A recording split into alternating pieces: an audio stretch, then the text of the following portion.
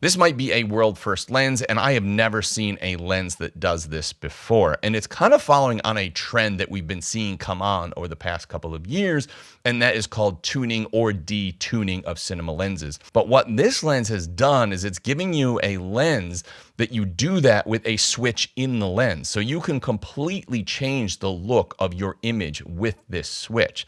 Now, one thing that I think this company has done, which really has done a disservice to what this switch does, is they've said it just changes the bokeh. So they're telling you you've got two different bokeh modes. You've got a bubble bokeh mode and a soft bokeh mode. But in my testing, while I could see that you got soft bokeh from the soft bokeh and the bubble bokeh from the bubble bokeh, I didn't think that effect was nearly as dramatic as what it did to all the other image character traits of the lens. So this really is giving you a completely different look depending on where you have this switch or lever set.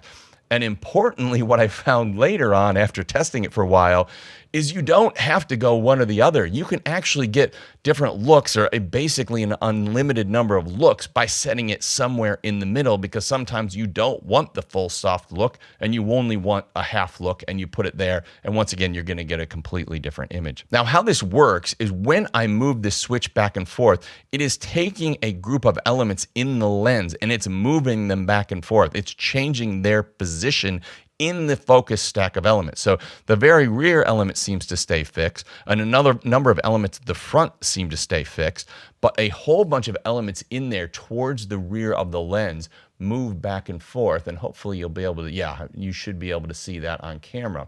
And what I found is with a lot of these companies that are detuning or tuning their lenses, whatever you want to call it, that is actually what they're doing. They're moving that rear stack or some of those elements in the lens around to give you a totally different look. But when you do that, then the lens is just like that. There's nothing you can do beyond that. That's how the lens is.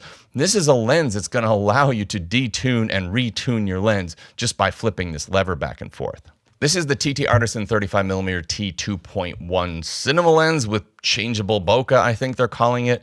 I will put some links in the description down below to the best prices I could find on the lens, as well as the list of mirrorless mounts it's available on. It is a mirrorless camera lens, and it's pretty much available on all the popular mirrorless mounts. Also, disclosure, this lens was sent out to me at no cost to myself. TTArtisans has not otherwise sponsored the video, and I've not been paid, and they have no say in the making of the video. Now, if we look at the lens itself, it is an all-metal lens. It has a polished metal lens mount. It has the geared focus and aperture ring, as well as the changeable switch for the bubble bokeh or soft bokeh effect.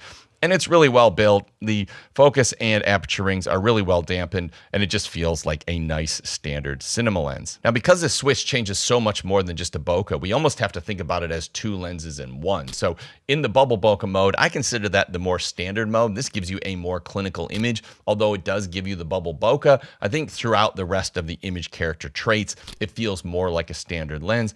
And in the soft focus mode, then we are getting a sort of a different stylized, detuned look. So I consider the soft mode the detuned look and the bubble bokeh mode more the standard mode. And the first place that we're going to see a big difference is just looking at the distortion performance. And in the bubble bokeh mode, we are going to get some pretty typical cinema lens barrel distortion. So there will be noticeable barrel distortion in your images, particularly as you get close to the edge of frame. You're going to get those lines bowing. Has that little bit of a look of a traditional cinema lens, or a little bit of an anamorphic look with that barrel distortion. But as soon as you change it into the soft bokeh mode, it changes all the way to the other extreme, and now you have pincushion distortion. So it looks nothing like the barrel distortion from the other mode. And then I wondered, well, what happens if you put the switch in the middle? And you might have guessed it, then you have perfectly straight lines. So if you're in a situation where the distortion one way or the other is bothering you, you can actually use the switch to tune the distortion in your images, which I think is exceptionally cool. The other thing that changes, and I totally didn't expect it to, is the vignette performance. So in the bubble mode, we have a very moderate amount, and probably what would I expect to be a standard amount of vignette at T2.1 in any given cinema lens. But once we put this into the soft bokeh mode, we get this extreme vignette, which looks really interesting. So now we've changed two major image character traits just by flipping the switch. Now we've got this pincushion distortion, and we've got this heavy vignette. And it doesn't stop there, because once we get into the sharpness test, you're going to see there's going to be a big change there as well. Now, the couple places this lens performs pretty similarly, regardless of the modes, is chromatic aberration. In the in-focus areas, you get little to no purple fringing or color fringing, and I think chromatic aberration is exceptionally well controlled, particularly for a budget cinema lens like this, and a reasonably fast one at that, shooting at t2.1. But when we look at longitudinal chromatic aberration, particularly when we've got like backlit trees, you will find that there is some purple fringing and color fringing in deeply out of focus areas in those scenes.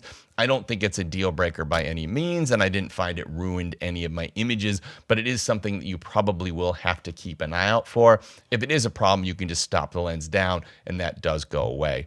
The other place the lens performs very similarly across both positions of the switch is the flare. It has a noticeable rainbow and radiating flare. This is typical of these sort of stylized or vintage style cinema lenses, so there's no real surprise there. I think it looks pretty cool, but if you're somebody that wants a really clinical flare performance and your idea of good flare is no flare, then this definitely isn't going to be the lens for you, because this lens definitely flares pretty heavily. Looking at close-up image quality, this is another place where the image changes quite dramatically depending on the position of the switch. So in the bubble bokeh mode, you have a minimum focus distance of 55 centimeters, and even wide open at t2.1, you have an exceptionally sharp image. But that minimum focus distance of 55 centimeters is not very close, and it is not ideal. But when you go into the soft focus mode, now you have a minimum focus distance of 28 centimeters, which is much, much closer, but those images aren't as sharp as they are in the bubble bokeh mode. But if you do stop the lens down, you do get exceptionally sharp close-up images in the soft focus mode at the minimum focus distance of 28 centimeters. And this is an excellent sort of bonus feature of this lens. And I think it is only made possible by the way that the elements in the lens shift, because one of the side effects is the soft focus mode does have an exceptionally close minimum focus distance, particularly for a cinema lens. The other place we're going to see a big difference between the bubble bokeh mode and the soft bokeh mode is the sharpness. And when we look in the center frame shot wide open at t2.1, the bubble bokeh mode is acceptably sharp, but does show a significant improvement when we stop it down to t2.8. But when we shift into the soft bokeh mode, what we're going to find is, although there is plenty of detail left, there is this sort of soft haze going across everything. So while the detail is there, you have this almost looks like a diffusion filter has been put on. Now, as you stop it down, that does go away, but the image quality difference in the center of frame as far as the sharpness goes seems very, very different, because the soft mode has this hazed or diffused look. And when we look at the corners, what you'll find is the bubble bokeh mode is very sharp, almost all the way to the corners. Once you get to the extreme corners, it does get soft and gets a bit messy. But in the soft bokeh mode, probably about a third of the way through the frame, it starts getting quite soft. And by the time you get to the corners, it is very, very soft. So this gives you a thing where you have more of a sweet spot in the soft bokeh mode, and it gets crazy towards the corners. But because the lens has a switch that is variable and you can pick anywhere in between, you can actually control this look depending on what you want to get out of the lens. And I think in the soft mode, this is going to give you, particularly wide open, an almost dreamlike look for dreamlike sequences. It's also going to be very good for shooting people or models where you just don't want all that crazy detail on their skin or their features. So this is a really interesting lens, and I think it's more than just two lenses in one. It's not just bubble bokeh mode and soft bokeh mode. It's actually basically unlimited looks, because you can put this lever anywhere in between. And in the soft bokeh mode, you're going to get that really close minimum focus distance, and stop down the lens is very, very sharp. You're also going to get that heavy vignette, which is going to give you this sort of drawing the viewer's eye to the center of frame. You're going to get pincushion distortion, which is quite interesting. You're also going to get something wide open that looks like it was shot with a diffusion filter and has a bit of glowing around the highlights. But then you go into the bubble bokeh mode, and now you've got the bubble bokeh in the background, but you actually have a reasonably sharp and somewhat more clinical looking lens. You will have softer edges and corners, but you have lower vignette.